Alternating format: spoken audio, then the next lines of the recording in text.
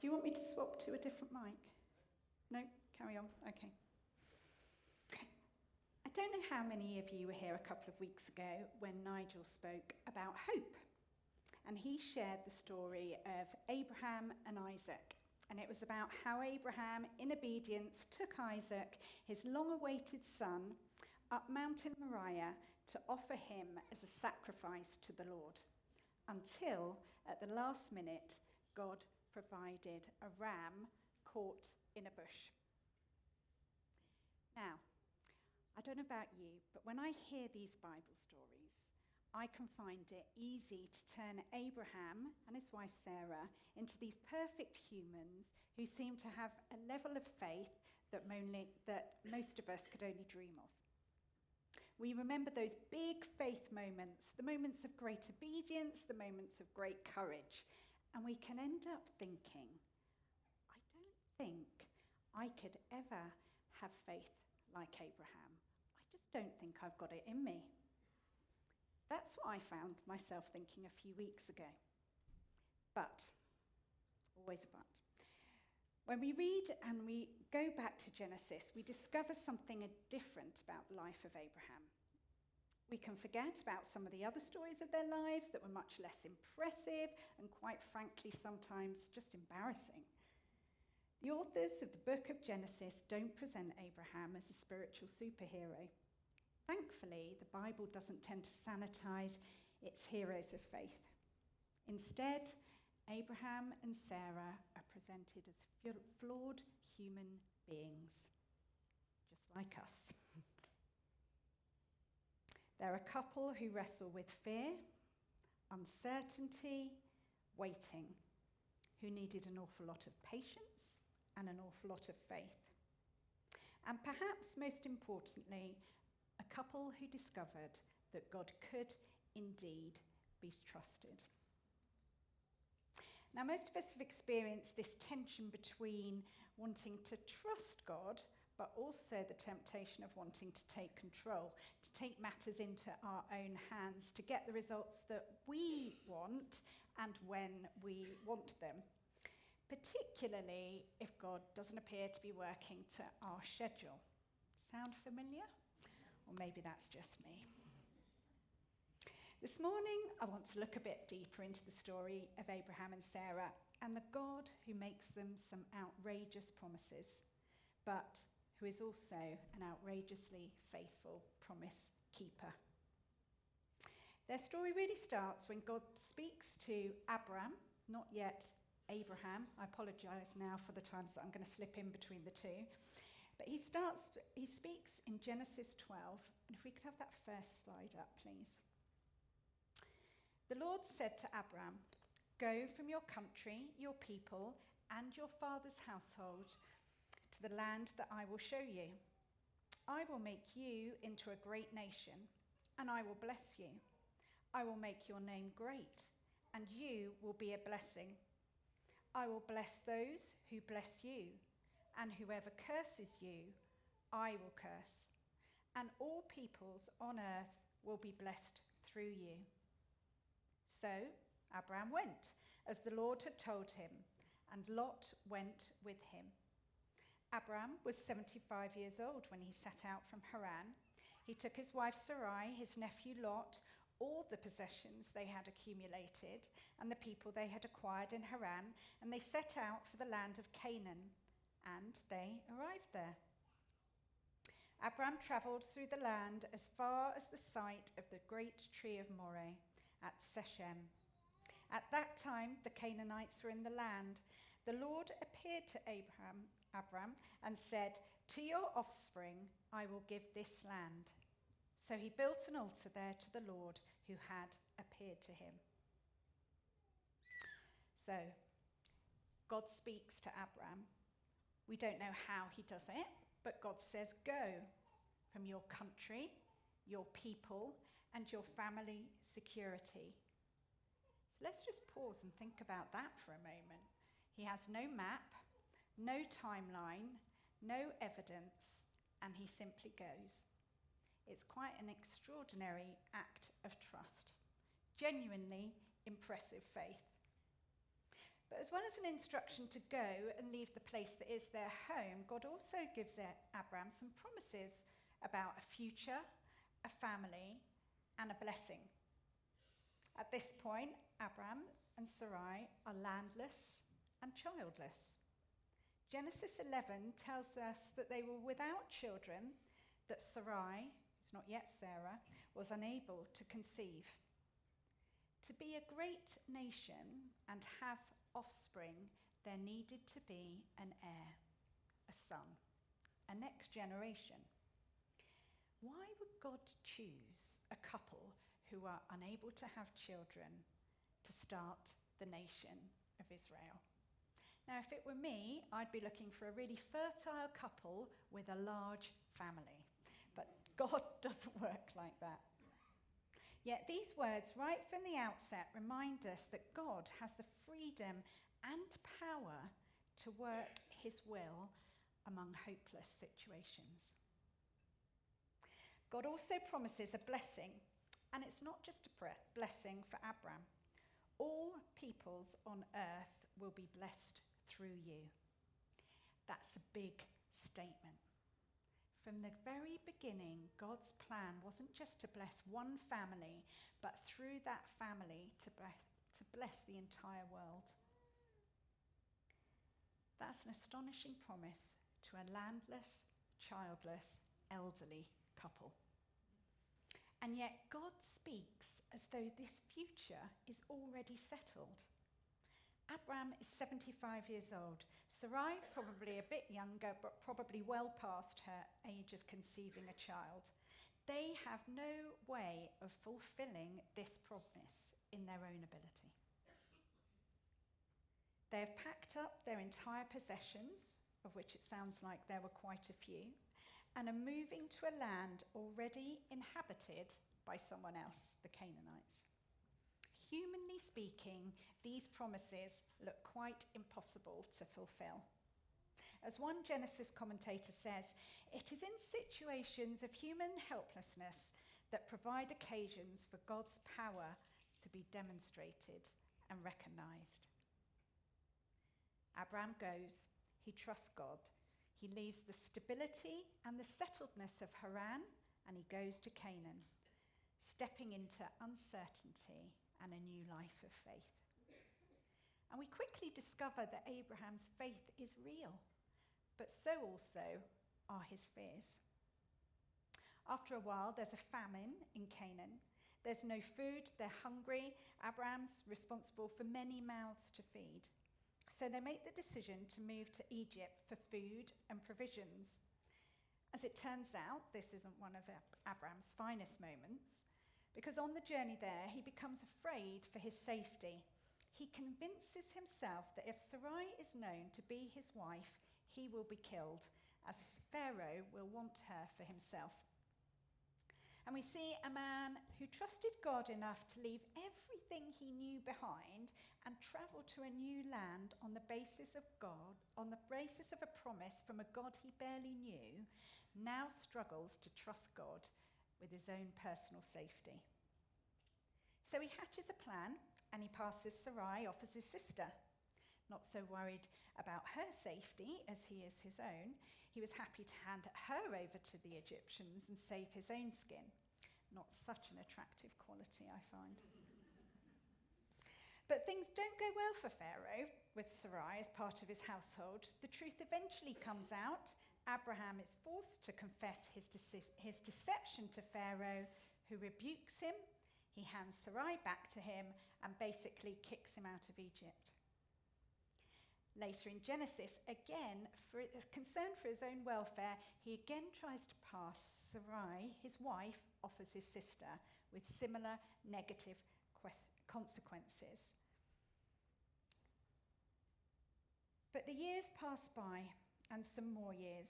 Still no child, still no land, no sign of this promise being fulfilled. We all know what it looks like and feels like to wait for something. And most of us, I think, are quite rubbish at it. There's our everyday waiting, isn't there? A slightly delayed flight, a delay waiting for a parcel to arrive that was due to come 2 days ago, your internet buffering. We're an impatient society now. We're used to fast internet and short video clips. Most of us struggle to know how to wait well, because waiting can be painful. It can be boring. It can feel hopeless. Waiting for healing, maybe a pregnancy, results, treatment to end or a relationship to start, a prodigal to come back, waiting for peace in wartime.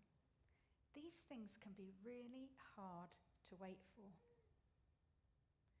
And we know, like Abraham and Sarai, what it is like to pray for change in difficult and seemingly hopeless situations, to hope and to trust, and then wonder why nothing seems to be happening. So in many ways, we live where Abraham lived, between promise and fulfilment of the promise. So maybe it's something that God has spoken to you years ago. And the longer the wait, the harder trust has become. Because waiting raises doubts and difficult questions that sometimes we don't really want to ask. Can you really be trusted, God? Is this really going to happen? Is my future safe with you? And this is exactly how Abraham comes before God. We find he's once again afraid. He's been in battle with his neighbours. He's had to rescue his son Lot, and God speaks to him. Genesis 15. After this, the word of the Lord came to Abram in a vision. Do not be afraid, Abram. I am your shield, your very great reward.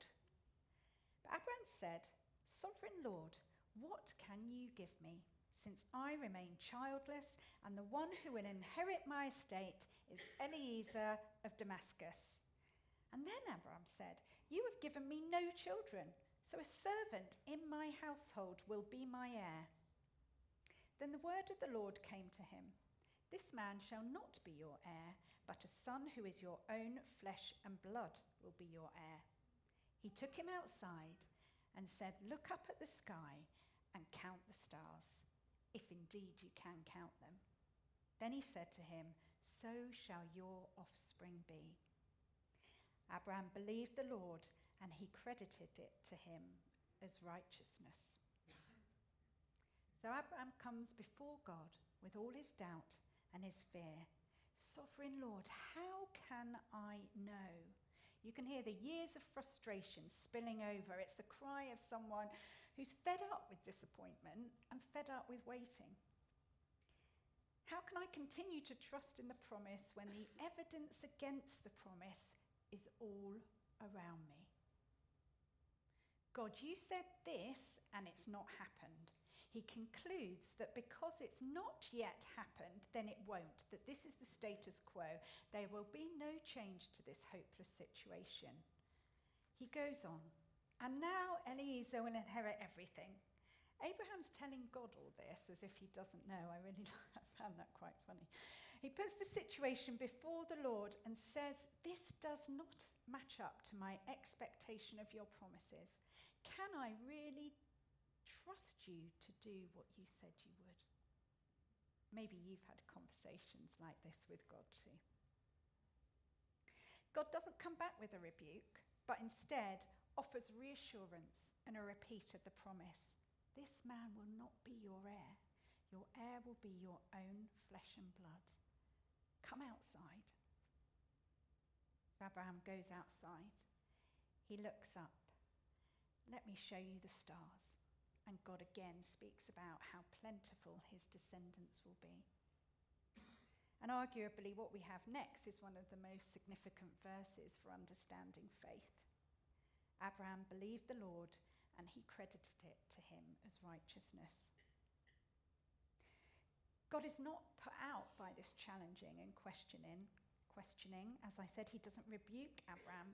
Instead, he's given a revelation.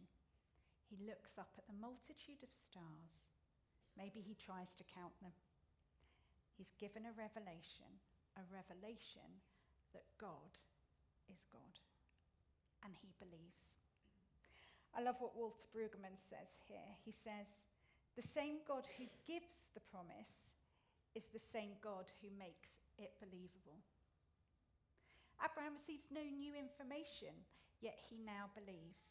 Does he feel some fresh stirring in his own ability to produce a child now? Probably not.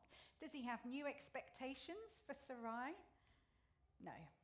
He has come to rely on and believe the promise maker. And it says he is immediately designated as one who is now made righteous before God. He is now in right relationship with God, not through anything that he has done or will do, but purely by believing. However, it seems Abraham believes God regarding his son, but he is still wrestling with the wider promise. So following on from those previous verses, we read, he said to him, I am the Lord who brought you out of Ur of the Chaldeans to give you this land to take possession of it. But Abraham said, Sovereign Lord, how can I know that I shall gain possession of it? So having believed God about his ability to provide an heir and a son, he's not quite there with the promise of the land. He still has doubt. How can I know? This issue is no longer about just descendants, it's the future itself. So the Lord said to him, Bring me a heifer, a goat, and a ram, each 3 years old, along with a dove and a young pigeon. Abraham brought all these to him, cut them in two, and arranged the halves opposite each other. The birds, however, he did not cut in half. Then birds of prey came down on the carcasses, but Abraham drove them away. As the sun was setting, Abraham fell into a deep sleep, and a thick and dreadful darkness came over him. Then the Lord said to him, Know for certain that for 400 years your descendants will be strangers in a country not their own, and that they will be enslaved and ill-treated there. But I will punish the nation they serve as slaves, and afterwards they will come out with great possessions. You, however, will go to your ancestors in peace and be buried at a good old age. In the 4th generation, your descendants will come back here, for the sin of the Amorites has not yet reached its full measure. When the sun had set and darkness had fallen, a smoking firepot and a blazing torch appeared and passed between the pieces.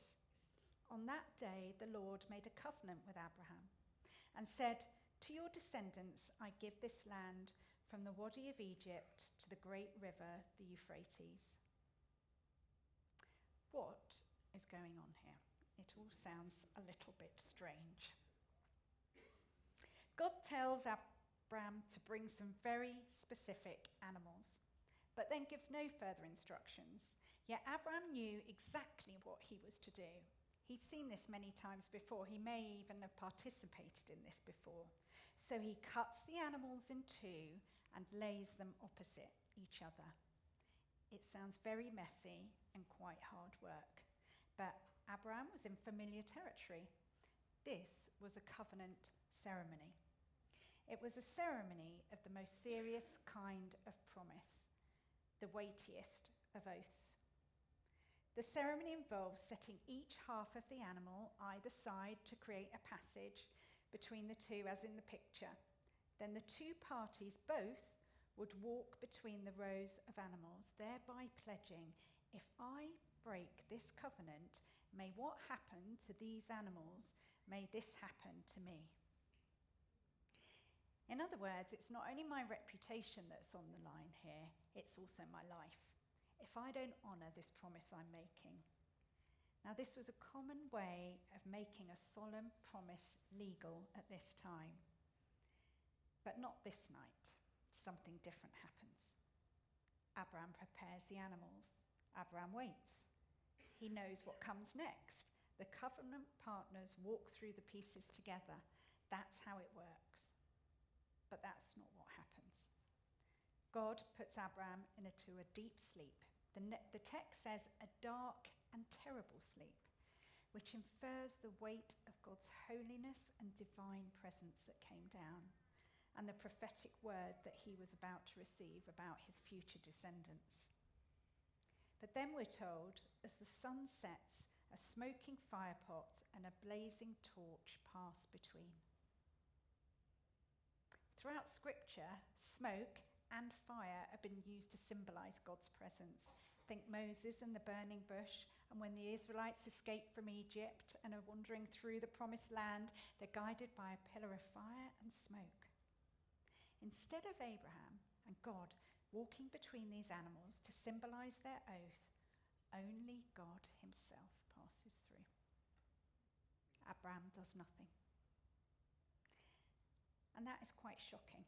And it's easy for us to miss this significant moment because we're not acquainted with ancient Near East practices. God is showing Abraham something. This covenant promise that he has made ultimately rests on God's faithfulness alone, not Abraham's. God is effectively saying, you can trust me. I'm committed to this. I will keep my promise. God already knows what Abraham is like. He knows about Egypt. He knows the lies. He knows the fears. But God isn't responding to Abraham's faithfulness. He's committing himself despite knowing him. He binds himself to him anyway and still makes the covenant. And that's good news for all of us, because I think we can assume our future with God primarily depends on us. That it's our strength, the consistency of our obedience, our ability to get everything right. Some of us might think we've missed our chance. Our failures have disqualified us. But Genesis 15 says otherwise. The foundation of our hope is not the strength of our faith, it's the faithfulness of God. Now, we might think that such a dramatic encounter, Abraham would never struggle again. But only in the following chapter, after 10 years of waiting for the promise of a child to be fulfilled, Sarai can stand it no more, and she comes up with a plan and suggests a solution. If God hasn't done it, maybe he needs some help. God's taking too long. So they take control and have matters into their own hands, and Hagar enters the story. She becomes their plan B. Hagar is Sarah's maidservant, who she offers to Abraham to father a child with her and create an heir, which culturally wasn't an unusual thing to do. Hagar becomes pregnant and has a son, Ishmael. The result, of those of you who know the story, is conflict, it's pain, and it's suffering. This is not God's plan. However, eventually, after 25 years, in God's perfect time, Sarah gives birth to Isaac. Can you imagine the celebration, the relief, the gratitude, the fulfillment of this promise? Abraham gradually learns to trust because he discovers that God can be trusted. So, as we started, when we meet Abraham on Mount Moriah with Isaac as a teenager, he has learned to trust the one who is faithful, the one who once feared for his own safety in Egypt, who tried to protect himself through deception, who tried to manufacture God's promises through Hagar, who had many other faith adventures that we just don't have time to go into this morning. He is now standing on Mount Moriah, trusting God with the very son he waited 25 years for. And God provided. Ultimately, the covenant that God made with Abraham points us forward. The story begins with an elderly, childless couple. Yet here we are, thousands of years later, on a small island in the English Channel, worshipping the same God. The promise reached further than Abraham could ever have imagined. The God who singularly walked through that covenantal ceremony is the same God who continues moving towards his people today at his own cost. The same God who ultimately gives himself to us in Christ. Now, if the band would like to come up, please. We've all got situations that I'm sure we want to see God move in, that we're trusting him for, that from our perspective just look impossible. Sometimes we try and take control. Others, I'm sure, we wait a little more patiently. But my prayer is that the story of Abraham and Sarah would encourage you and reassure you, like it has for me, that God is so very faithful, even through the most difficult of situations. For those of us who need it today, I pray that God would meet you in the place where you cry out to him. That just like Abraham did, he would meet you with a fresh revelation that he is God. We're going to move into a time of communion now, where we're reminded that God has also given us a covenant, a new covenant, a physical reminder of God's commitment and faithfulness to us. A reminder that our hope rests not of our faith, but the faithfulness of God. We sung it earlier, didn't we? I'm standing on your faithfulness, your faithfulness. It's a reminder that our hope rests not in the strength of our faith, but in his faithfulness. So whatever promise you're waiting on, whatever you're carrying, know today that God is faithful. The promise maker is the promise keeper. Amen.